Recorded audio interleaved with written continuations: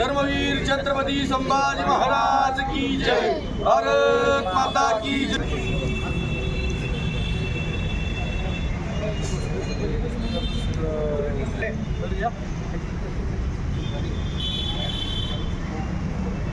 हिंदवी स्वराज्य संस्थापक छत्रपती शिवाजी महाराजांनी वयाच्या 14व्या वर्षी रायरेश्वरावरती शपथ घेऊन ते हिंदवी स्वराज्य उभं केले आणि महाराजांच्या नंतर धर्मवीर छत्रपती संभाजी महाराज, राजाराम महाराज आणि ताराराणी साहेब, त्याचबरोबर संताजीराव घोरपडे, धनाजीराव जाधव, बाजीराव पेशवे आणि महादजी शिंदे, दत्तोजी शिंदे, जनकोजी शिंदे, मल्हारराव होळकर इत्यादी सरदारांनी हिंदवी स्वराज्य स्थापन केल्यानंतर छत्रपती शिवाजी महाराजांचं स्वप्न पूर्ण करण्याचं काम केलं आणि या देशामध्ये अटक ते कटक आणि तंजावर ते पेशावर असं हिंदवी स्वराज्य म्हणजेच मराठा साम्राज्य उभं केलं।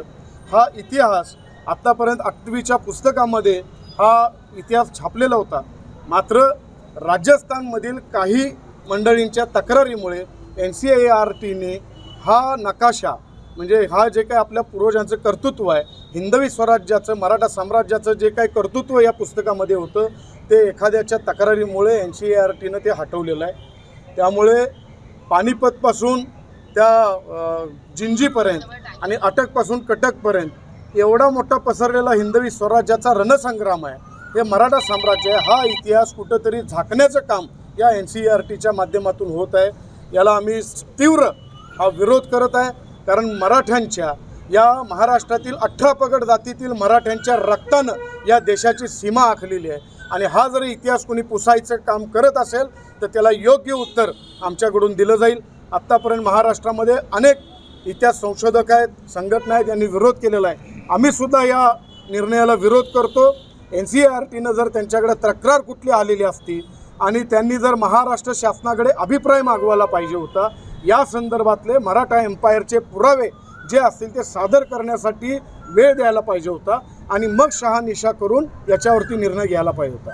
हा एकतर्फी निर्णय आम्हाला कुणालाही मान्य नाही, म्हणून आम्ही सांगलीमध्ये महाराष्ट्र दिन 1 मेला महाराष्ट्र दिनानिमित्त सांगलीमध्ये या NCERTचा निषेध, त्याचबरोबर हा मराठा साम्राज्य म्हणजेच हिंदवी स्वराज्य मराठा साम्राज्य सन्मान महामोर्चाचं आयोजन सांगलीमध्ये आम्ही करत आहोत।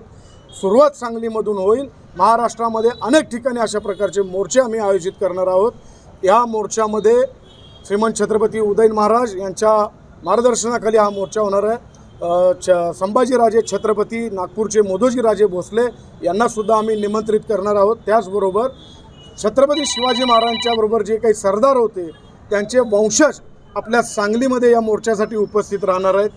पानिपत म्हणजे हरियाणामधील रोड मराठा या ठिकाणी आपल्या मोर्चामध्ये उपस्थित राहणार आहेत आणि पक्षविरहित सर्व पक्ष सर्व संघटना एकत्र करून आपल्या पूर्वजांचा इतिहास जपण्यासाठी हा मोर्चा सांगलीमध्ये आम्ही करत आहोत। दिनांक 1 मे रोजी महाराष्ट्र दिनादिवशी सकाळी 9 वाजता स्टेशन चौक सांगली इथून हा मोर्चा सुरू होईल आणि समारोप याच ठिकाणी शिवतीर्थावरती छत्रपती शिवाजी महाराजांच्या समोर या ठिकाणी समारोप या ठिकाणी होणार आहे। आपले अनेक महाराष्ट्रातले इतिहास अभ्यासक, इतिहास संशोधक या मोर्चासाठी येणार आहेत आणि मी तमाम महाराष्ट्रातील तमाम शिवभक्तांना आवाहन करतो की आपण सगळ्यांनीसुद्धा या मोर्चामध्ये मोठ्या हजारोंच्या संख्येमध्ये सहभागी व्हायचे।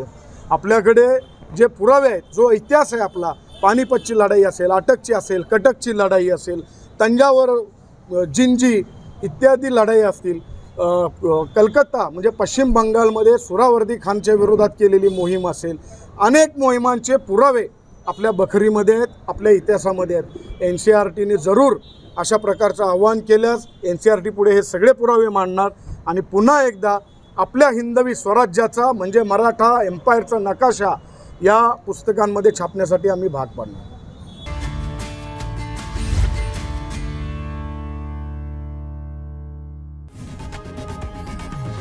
लोकशाही मराठी ऐका, पहा, जागरूक रहा।